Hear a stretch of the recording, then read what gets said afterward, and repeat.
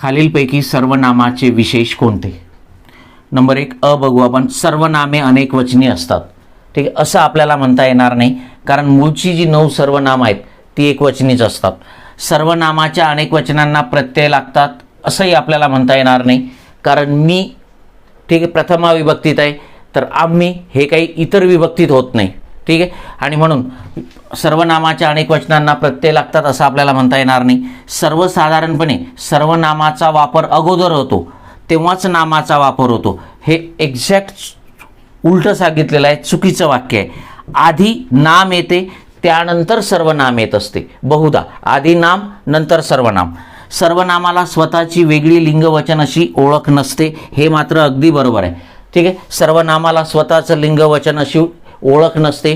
ज्या नामासाठी ते वापरलं ते लिंगवचन त्याला प्राप्त होत असते, आणि म्हणून 4 नंबरचा पर्याय आपलं उत्तर.